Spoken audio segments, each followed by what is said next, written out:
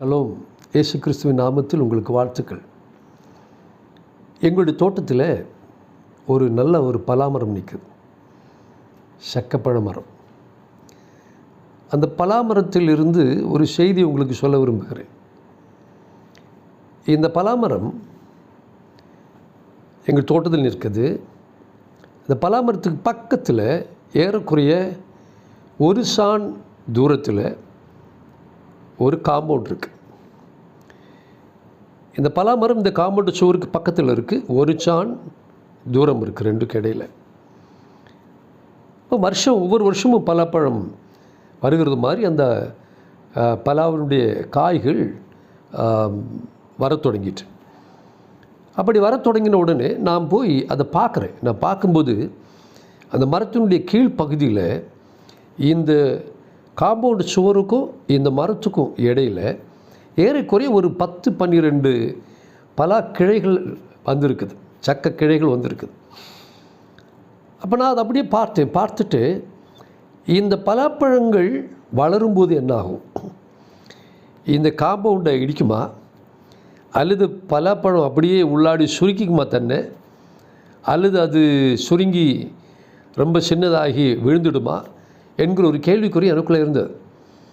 அப்போ இந்த ஒருவேளை அந்த பலாப்பழம் பெருசாகி இந்த காம்பவுண்டை உடைக்கக்கூடிய அளவில் ஏதாகிலும் ஆகுமானா, அந்த சின்னதாக இருக்கும் பொழுது அதை எடுத்து விட வேணும், கிள்ளி போட்டுடலாம். ஆனால் எனக்கு அதை கிள்ளி போடுறதுக்கு இஷ்டம் இல்லை. ஏன்னா ஏறக்குறைய 10 பலாப்பழம் நம்ம சாப்பிடலாம், இது இந்த சின்னதில் கிள்ளி போட்டால் எப்படி ஏதானாலும் வருகிறது மாதிரி பார்ப்போம் அப்படின்னு சொல்லிட்டு விட்டுட்டேன். கொஞ்ச நாட்கள் போய்கொண்டே இருந்தது. அந்த பலா காய் கொஞ்சம் கொஞ்சமாக பெருசாகிட்டே வந்தது. திடீர்னு ஒரு நாளைக்கு நான் பார்க்கும் பொழுது எங்களுடைய அந்த காம்பவுண்டு சுவருக்கும் இந்த பலாமரத்துக்கும் இடையில் பலா காய்கள் நிறைய இந்த காய்கள் கொஞ்சம் கொஞ்சமாக பெருசாகி அந்த காம்பவுண்டு சுவரை உடச்சி காம்பவுண்டு சுவரில் இருக்கிற ஏறக்குறைய 10க்கும் அதிகமான கட்டைகள் கீழே விழுந்துட்டுது. ஆக்சுவலி அது செங்கலில் பண்ணப்பட்ட காம்பவுண்ட் சுவர் இல்லை, சிமெண்ட் கட்டைகள், ஹாலோ பிளாக்கில் பண்ணப்பட்ட சுவர். இப்போ இந்த ஹாலோ பிளாக்கில் பண்ணப்பட்ட அந்த சுவர் ஒவ்வொரு கட்டையும் ரொம்ப வெயிட்டாக இருக்கும், நல்லா ஹெவி. ஆனால் அவ்வளோ ஹெவியான ஒரு கட்டை வச்சுருக்கிற அந்த சுவரில் ஏறக்குறைய 10க்கும் மேற்பட்ட கட்டைகள் கீழே விழுந்து கிடக்குது. அப்போ நான் அதை பார்த்தோன்னே எனக்கு ஆச்சரியமாக இருந்தது. அந்த காய்கள் வளர வளர இந்த சுவருக்கும் அந்த மரத்துக்கும் இடையில் இருக்கிற அந்த கேப்பு குறைய குறைய குறைய இந்த காய்கள் இந்த சுவரை நெருக்குது. ஆக்சுவலாக அப்படி நெருக்கும் பொழுது அந்த காய் தான் தன்னை உள்ளே அடக்கி கொள்ளணும்.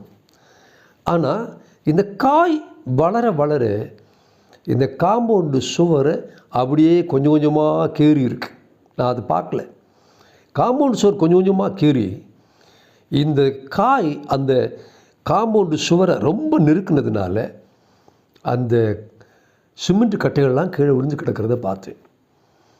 இதை நான் பார்த்து நிற்கும் பொழுது என்னுடைய மனசில் பைபிளிலிருந்து சில முக்கியமான சத்தியங்கள் கொண்டே இருந்தது. இந்த பலா மரத்தினுடைய காய்களிலிருந்து உங்களோட அந்த சத்தியங்களை பகிர்ந்து கொள்ள விரும்புகிறேன். இவைகள் முக்கியமான சத்தியங்கள். பாருங்கள், இந்த காம்பவுண்டு சுவர் நாம் அப்படி வச்சுக்குவோம். இந்த பலா இயேசு கிறிஸ்து அப்படின்னு வச்சுக்குவோம். ஒரு மனுஷன் இந்த உலகத்தில் எந்த மதத்தை சேர்ந்த நபராக இருந்தாலும் பாவியாக இந்த உலகத்தில் வாழ்கிறான், பாவம் செய்கிறான், விதவிதமான பாவங்கள் செய்கிறான், விதவிதமான கொடுமைகள் செய்கிறான், விதவிதமான அக்கிரமங்கள் செய்கிறான். இப்படியெல்லாம் செய்கிற மனுஷன் ஒரு நாளைக்கு யாரோ சுவிசேஷத்தை சொல்கிறாங்க, பைபிளில் இருந்து இயேசு கிறிஸ்துவை குறித்து சொல்கிறாங்க, இயேசு கிறிஸ்துவோட ரட்சிப்பின் செய்தியை சொல்கிறாங்க. இயேசு பாவங்களை மன்னிக்கிறார், நீ ஒரு பாவி, மனம் திரும்பு, இயேசுடத்தில் வா என்று சொல்லி பிரசங்கம் பண்ணுறாங்க. இந்த பிரசங்கத்தை ஒரு மனுஷன் கேட்குறான், நிறைய பேர் கேட்குறாங்க. அப்படி கேட்கும்பொழுது ஒருத்தன் அந்த பிரசங்கத்தை விசுவாசிக்கிறான். அந்த பிரசங்கம் என்ன சொல்லுகிறது? தேவன் தம்முடைய ஒரே பேரான குமாரனாகிய இயேசுவை இந்த உலகத்துக்கு அனுப்பினார். அந்த இயேசு நாம் செய்கிற எல்லா பாவங்களுக்கு பதிலாக இந்த பாவத்தை போக்குவதற்காக, இந்த பாவம் செய்கிற பாவியை மன்னித்து அவனை அந்த தண்டனையிலிருந்து விடுவிப்பதற்காக இயேசு கிறிஸ்து இந்த உலகத்தில் வந்து பாவமில்லாதவராக வாழ்ந்து அவர் தண்டிக்கப்பட்டு அவர் மரித்து அடக்கம் பண்ணப்பட்டு 3ஆம் நாளில் உயிர்த்தெழுந்தார். இந்த இயேசு கிறிஸ்துவை யார் விசுவாசிக்கிறார்களோ அவர்களுக்கு ரட்சிப்பு உண்டாகும். அப்படி ரட்சிக்கப்படுவர்களுக்கு நித்திய ஜீவன் உண்டாகும் என்கிற ஒரு செய்தியைத்தான் உலகமெங்கிலும் கிறிஸ்தவர்கள் மற்றவர்களுக்கு போதிக்கிறார்கள். இந்த செய்தியை கேட்ட உடனே சிலருடைய உள்ளத்தில் கிரியை செய்கிறது. அது என்ன கிரியை? இயேசு கிறிஸ்து அவருடைய உள்ளத்தில் போய் கிரியை செய்கிறார். கிரியை செய்ய காரணம் என்ன? முதல்ல அவங்க பாவ உணர்வு அடைகிறாங்க. வேதம் பரிசுத்தம் உள்ளது. அந்த வேதத்திலிருந்து சொல்லப்படுகிற வார்த்தைகள் பாவத்தை கண்டிக்கிறது, பாவியை கண்டிக்கிறது, பரிசுத்தத்தை சொல்லுகிறது. இது ஒரு மனுஷன் கேட்கிறான். கேட்ட உடனே, ஐயோ நான் ஒரு பாவி, நான் பாவம் செய்திருக்கிறேன், நான் பாவத்தில் வாழ்கிறேன், நான் அக்கிரமம் செய்கிறேன், பொல்லாங்கான காரியங்களை செய்கிறேன், பலவிதமான தீமைகளை செய்கிறேன், ஆகையால் நான் மனம் திரும்ப வேண்டும் என்று சொல்லி அவன் கர்த்தராகிய இயேசு கிறிஸ்துவை விசுவாசித்து ஏற்றுக்கொள்கிறான். இது விசுவாசித்து ஏற்றுக்கொள்ளும் பொழுது பாருங்கள், அநேகர் மனம் திரும்பி இயேசுவை விசுவாசித்து ஏற்றுக்கொள்வார்கள், அல்லது இயேசு கிறிஸ்துவை விசுவாசித்த பின்பு மனம் திரும்புவார்கள். ஏன்னா பைபிள் சொல்லுது, மனம் திரும்புதலும் பாவ மன்னிப்பும் எங்கும் பிரசங்கிக்கப்பட வேண்டும். இப்போ மனம் திரும்புதல் இல்லாமல் பாவ மன்னிப்பில்லை. இப்போ அநேகர் மனம் திரும்பி இயேசுவை ஏற்றுக்கொள்கிறாங்க. ஐயோ நான் ஒரு பாவி, நான் மனம் திரும்புகிறேன், என் பாவ பழக்க வழக்கங்களிலிருந்து திரும்புகிறேன் என்று சொல்லி அவர்கள் மனம் திரும்பி இயேசுவை ஏற்றுக்கொள்கிறார். இப்படி இயேசு கிறிஸ்துவை ஒருவன் ஏற்றுக்கொண்ட உடனேயே அவனுக்குள் பெரிய மாற்றம் உண்டாகிறது. ஒரு பாவி தன் பாவத்திலிருந்து விடுதலை பெறுவதற்காக எவ்வளவோ காரியங்களை செய்து பார்க்குறான். நான்லாம் சின்ன வயசுலேருந்தே ரொம்ப பாவ பழக்க வழக்கங்களை வாழ்ந்த மனுஷனானபடினால இந்த பாவ பழக்க வழக்கங்களிலிருந்து, குறிப்பாக புகைப்பிடிக்கிறது, மதுபானங்களை அருந்துகிறது, அல்லது மது பழக்க வழக்கங்களுக்கு அடிமையாக இருக்கிறது, இப்படிப்பட்ட பாவங்களிலிருந்து விடுதலை பெறுவதற்காக ஏதோ செய்கிறான். யோகாசனம் செய்கிறான், இன்னும் மனக்கட்டுப்பாட்டுகளை செய்கிறான், நிறைய காரியங்களை செய்து பார்க்குறான். இதெல்லாம் செய்து பார்த்தாலும் அவனால் பாவத்திலிருந்து விடுதலை பெற முடிகிறது இல்லை. ஆனால் ஒருவன் இயேசுவை விசுவாசித்து ஏற்றுக்கொண்ட உடனேயே இயேசு அவனுக்குள் வந்து விடுகிறார். இயேசு அவனுக்குள் வந்த உடனேயே இயேசு அவனுடைய வாழ்க்கையை மாற்றுகிறார். இவன் எவ்வளோ கட்டுப்பாடுகளை செய்து, எவ்வளோ காரியங்களை செய்து பாவத்திலிருந்து விடுதலை அடைந்து விடலாம். குடியை நிறுத்திடலாம், புகை பிடிக்கிறத நிறுத்திடலாம், கஞ்சா குடிக்கிறத நிறுத்திடலாம், தீய பழக்கவங்களை நிறுத்திடலாம், பொல்லாங்கானவைகளை செய்கிறத நிறுத்திடலாம், துன்மார்க்கமாக வாழ்வதை நிறுத்திடலாம் என்று நினைக்கிறான். ஆனால் எந்த மனுஷனாலும் அது முடிகிறது இல்லை. ஆனால் இவன் கர்த்தராகிய இயேசு கிறிஸ்துவை ஏற்றுக்கொண்ட உடனே இயேசு அவனுக்குள் வந்து விடுகிறார். இயேசு அவனுக்குள் வந்த உடனேயே அவருடைய வாழ்க்கையில் அவர் மாற்றத்தை கொண்டு வருகிறார். என்ன மாற்றம் கொண்டு வருகிறார்? உடனடியாக அவனுடைய வாழ்க்கையில் அவன் செய்து கொண்டிருந்த பாவங்கள் மேலே ஒரு வெறுப்பை உண்டு பண்ணி அந்த பாவத்திலிருந்து அவனை விடுதலை பெற செய்து அவனுக்கு பெரிய ஒரு சந்தோஷத்தை கொடுக்கிறார். இதை ரட்சிப்பின் சந்தோஷம் என்று சொல்லுகிறோம். இப்படியாக ஒரு மனுஷன் இயேசு கிறிஸ்துவை ஏற்றுக்கொண்டு இயேசு அவனுக்குள் வந்த உடனே அவனுடைய வாழ்க்கை மாறுதல் அடைய தொடங்குகிறது. இப்படிப்பட்ட மாறுதல் அடையும் பொழுது என்ன நடக்கிறது பாருங்க, கல்லான இருதயத்தோடையவனாக இருக்கிறான் மனுஷன். ஒரு காம்பவுண்ட் வால் மாதிரி சிமெண்ட் போட்டு சாந்து போட்டு நல்ல சிமெண்ட் கட்டை வச்சு அந்த காம்பவுண்ட் சுவரை கட்டியிருக்கிறோம். இங்கே இயேசு அவனுக்குள் வந்த உடனேயே அவனுக்குள்ள ஒரு நெருக்கத்தை கொடுக்கிறார். என்ன நெருக்கம்? அவனுடைய பழைய வாழ்க்கை வேண்டாம், அந்த அநியாயமான வாழ்க்கை வேண்டாம், அந்த லஞ்சம் வாங்குகிற வாழ்க்கை வேண்டாம், பிறருக்கு கேடு செய்கிற வாழ்க்கை வேண்டாம், அந்த பொல்லாத கடவுள்களை தெய்வங்களை கும்பிட்டு நாசமாக போன அந்த வாழ்க்கை வேண்டாம், மோசமான பழக்க வழக்கங்கள் வேண்டாம், அசுத்தமான வாழ்க்கை வேண்டாம், குடிவரி வேண்டாம், புகைவலி வேண்டாம், பிறருக்கு தீமை செய்கிறது வேண்டாம் என்கிற உணர்வை இயேசு கிறிஸ்து தொடர்ந்து ஏற்படுத்தி கொண்டிருக்கிறார். ஆகினால் என்ன ஆகிறது?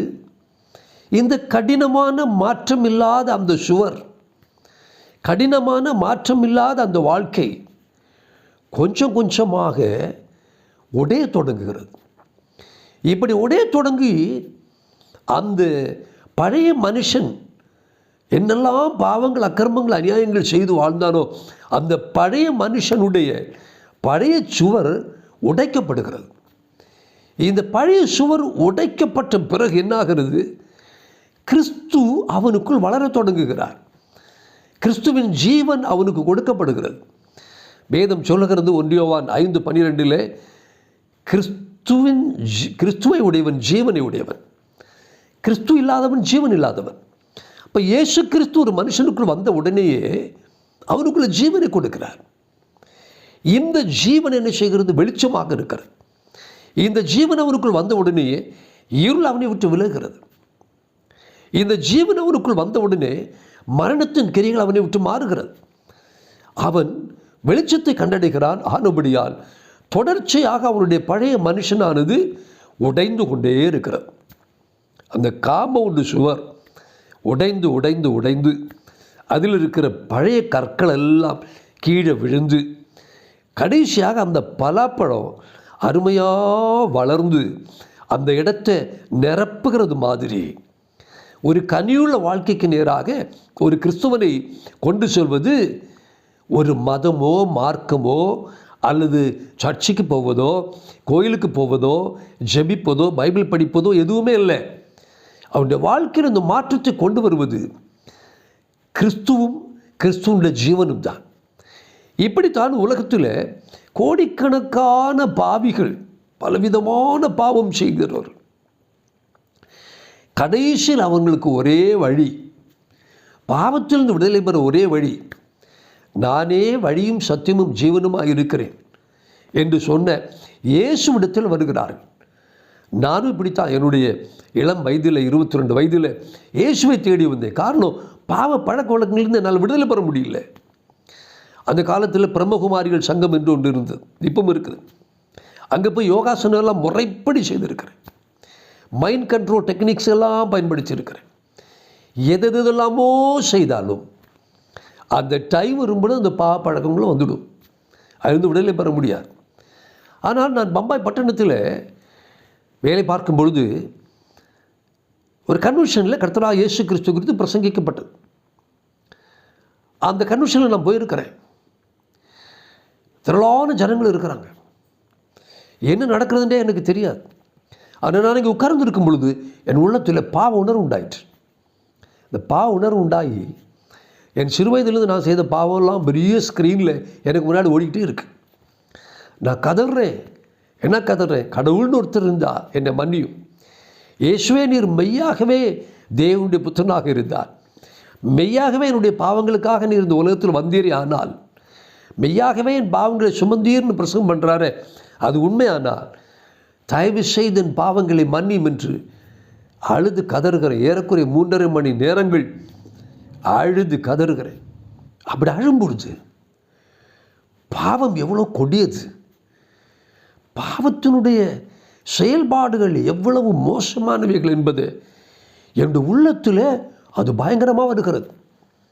அது வரைக்கும் நாம் இனிமையாக செய்த பாவம் எல்லாம் இந்த இயேசு கிறிஸ்துவுடைய சுவிசேஷத்தை கேட்ட உடனேயே, இயேசு கிறிஸ்துவும் பரிசுத்த ஆவியும் என்னுடைய வாழ்க்கையில் வந்து கிரீசிய தொடங்கின உடனேயே அந்த இனிமையாக இருந்த பாவங்களெல்லாம் பயங்கரமான கொடூரமானவைகளாக மாறி, கர்த்தாவே, ஆண்டவரே, நான் இப்படியெல்லாம் பாவம் செய்திருக்கிறேனே, என்னை மன்னியும் என்று ஆண்டவர் சமூகத்தில் கதறுகிறேன்.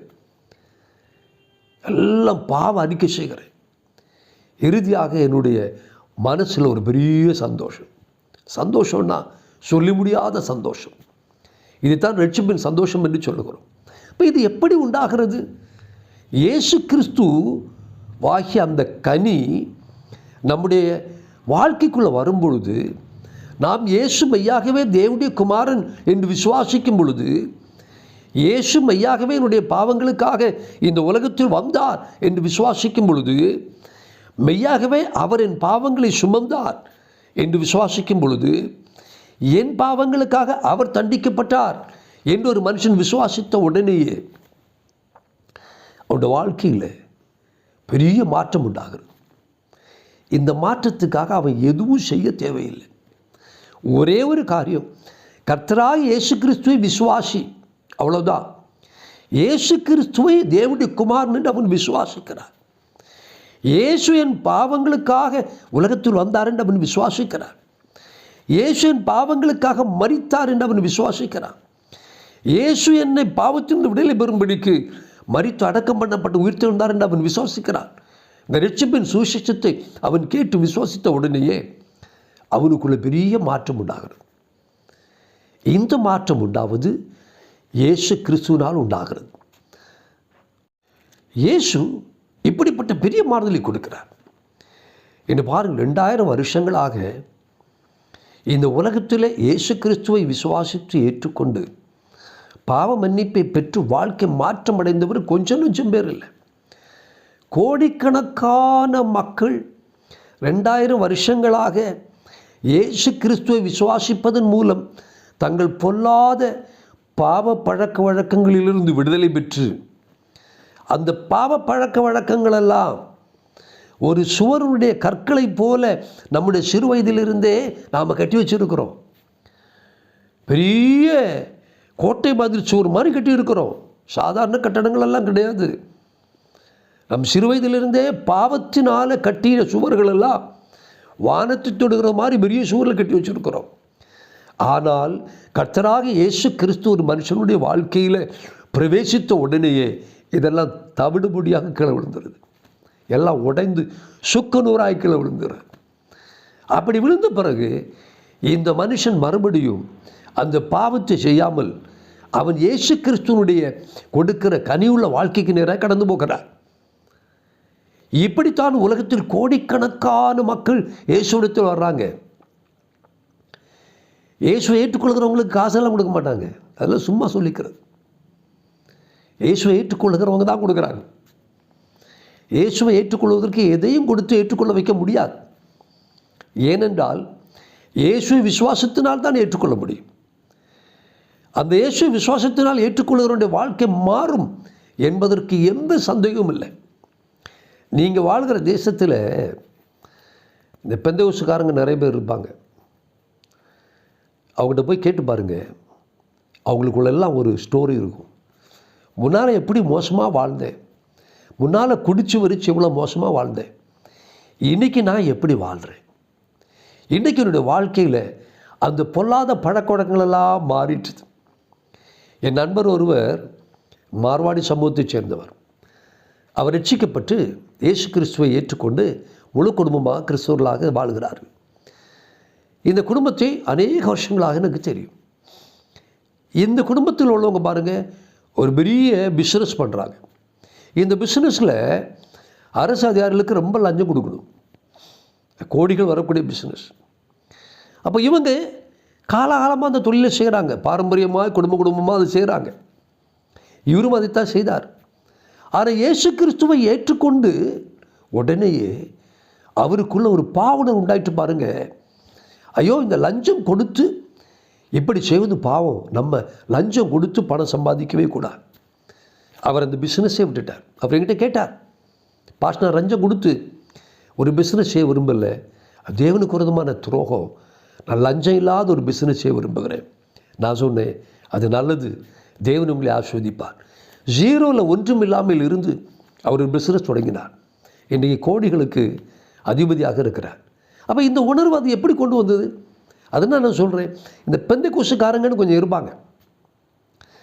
குறிப்பாக இந்த மக்கள் மத்தியில் தான் சுவிசேஷம் மன திரும்பல் போதிக்கப்படுகிறது.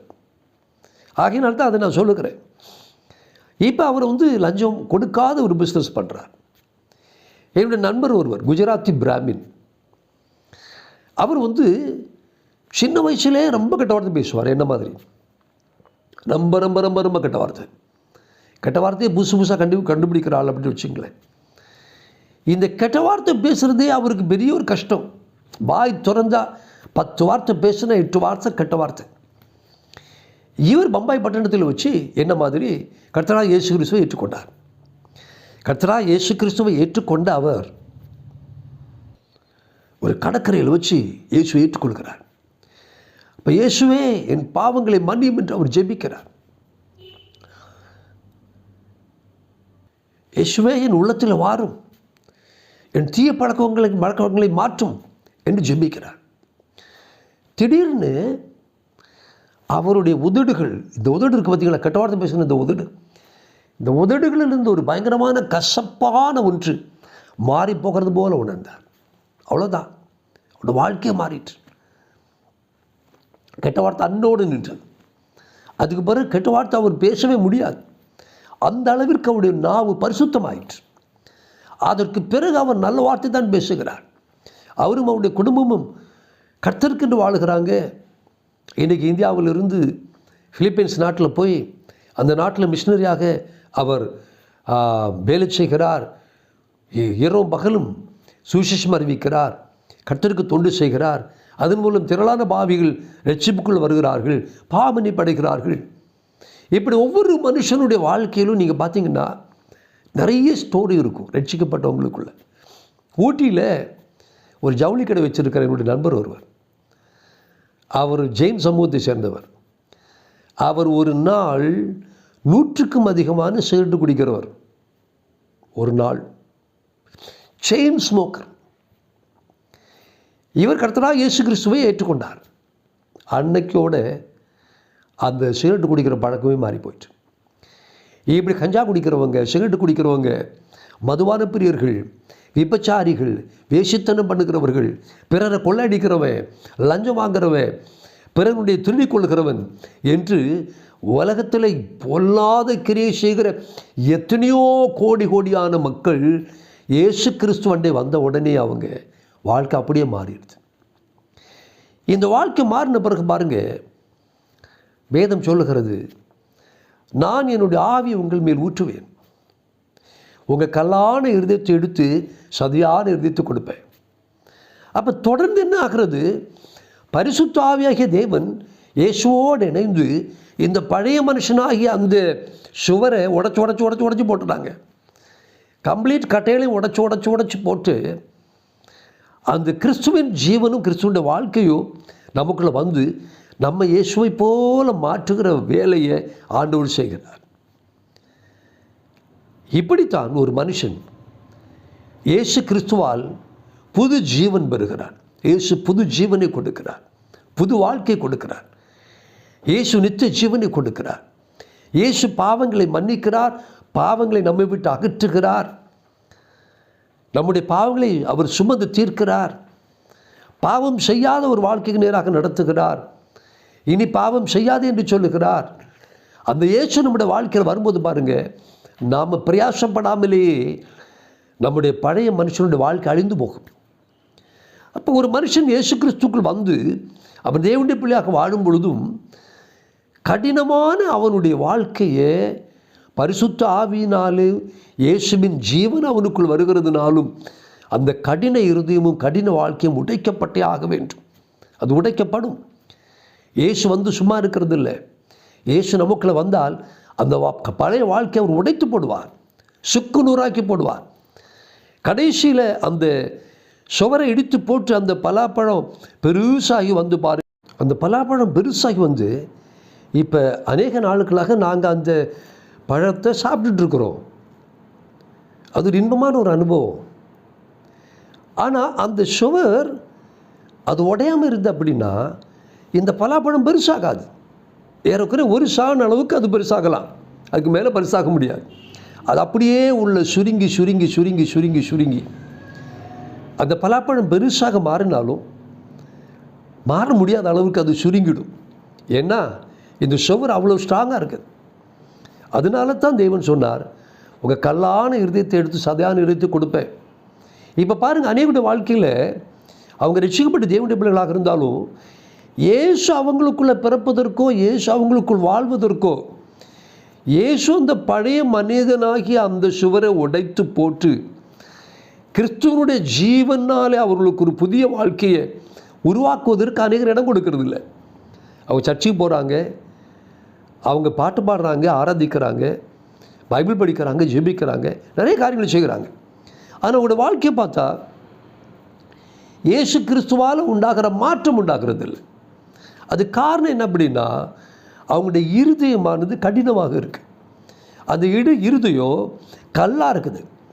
அவங்க எவ்வளோ தான் கிறிஸ்தவர் என்று சொல்லிக்கொண்டாலும், ஊழியம் செய்கிறேன் என்று சொல்லிக்கொண்டாலும், சபைக்கு போகிறேன்னு சொல்லிக்கொண்டாலும், ஜெபிக்கிறேன்னு சொல்லிக்கொண்டாலும், இருதயம் கல்லாக இருக்கிறது வரைக்கும் இயேசு அவங்களோட வாழ்க்கையில் வளரவே முடியாது. அப்போ இந்த இருதயத்தை ஆண்டவருக்கு விட்டு கொடுத்து ஆண்டவர் அந்த பழைய மனுஷனுடைய கிரியையை அழித்து போடுவதற்கு ஆயத்தமாக இருக்கும். நாம் அப்படி அழித்து போடும் பொழுது தான் கிறிஸ்துவின் ஜீவன் நமக்குள்ளே வளருவதனால நம்முடைய வாழ்க்கையில் பெரிய மாற்றம் அடைந்து நாமளும் இயேசுவை போல மாறுவோம். நம்முடைய வாழ்க்கையில் ஒரு பெரிய சந்தோஷம், சமாதானம், ஆசீர்வாதம் இவைகளெல்லாம் உண்டாவது இந்த பழைய மனுஷன் உடைக்கப்பட்டு போகும்பொழுது தான். ஆனால் அநேகர் பாருங்கள், விசுவாச உலகத்தில் பழைய மனுஷனை விடவே மாட்டாங்க. அந்த சுவர் கீறாமல் நல்லா கட்டியாக வச்சுக்குவாங்க. இயேசு அவங்களுக்குள்ளே வாழ முடிகிறது இல்லை. பவுல் சொல்லுகிறாரு, கிறிஸ்து உங்களில் உருவாகும் அளவும் நான் உங்களுக்காக பிரசவேதனைப்படுகிறேன், பிரயாசப்படுகிறேன்னு சொல்லுகிறார். இப்போ இயேசு உருவாகணும். சமீபத்தில் நான் ஒரு புஸ்தகம், ஆங்கில புஸ்தகம் வாசித்து கொண்டிருந்தேன். அந்த புஸ்தகத்தை எழுதினவர் இப்படி சொல்லுகிறாரு, கிறிஸ்து ஒருவனுக்குள் உருவாகாவிட்டால் அவன் நித்திய ஜீவனுக்குள் எப்படி செல்ல முடியும்னு கேட்குறார். அன்றைக்கி தான் நான் அதை யோசிக்கிறேன். கிறிஸ்து உருவாகாவிட்டால் எப்படி பரலோகத்துக்கு போக முடியும்? கிறிஸ்து உருவாகாதவனுக்கு எப்படி நித்திய ஜீவன் கிடைக்கும்? அப்போ ஒரு மனுஷனுக்குள்ளே கிறிஸ்து உருவாக வேண்டுமானால் அவன் தன்னுடைய பழைய வாழ்க்கையை விட்டுவிடுவதற்கு ஆயத்தமாக வேண்டும். இந்த கிரியைகள் எல்லாம் இயேசு அவனுக்குள்ளே செய்தாலும் நாம் அவருக்கு விட்டு கொடுக்காம திமிரு பிடிச்சவங்களாக இருந்து பழைய அந்த ஜென்ம சுபாவத்துக்கும் பாவ சுபாவத்துக்கும் தக்கபடியே நாம் வாழ்வோமே. ஆனால் கிறிஸ்துவனுடைய அந்த கனி, அந்த ஜீவன் நமக்குள்ளே எதுவுமே செய்ய முடியாமல் ஆகிடும். இப்படி திரளான கிறிஸ்தவர்கள் கிறிஸ்துவினால் கனி கொடுக்க முடியாதபடி அவங்க வாழ்கிறாங்க. இவங்களால் அநேகருக்கு நன்மைகளை தீமைத்தான் உண்டாகுது. ஆண்டவருக்கே அவங்கள ஏற்றுக்கொள்ள முடியாத அளவிற்கு கிறிஸ்தவர்கள் என்று சொல்லியும் அப்படி வாழ்கிற திரளான மக்கள் இருக்கிறாங்க.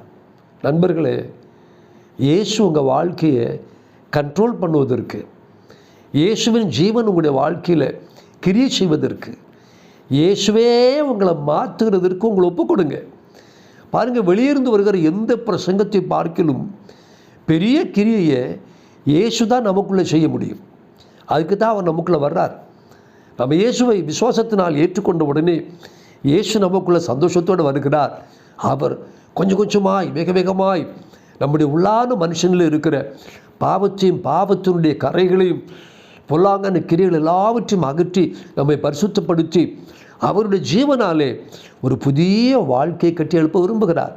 ஆகையினால தான் ஒருவன் கிறிஸ்துவுக்குள் இருந்தால் அவன் புது சிருஷ்டியாக இருக்கிறான், பழையவைகள் எல்லாம் ஒழிந்து போயின, எல்லாம் புதிதாகின என்று சொல்லுகிறார். இப்போ பழையவைகள் எல்லாம் அப்படின்னா அந்த காம்பவுண்டு சுவர் எல்லாத்தையும் உடைச்சி போட்டுறணும்.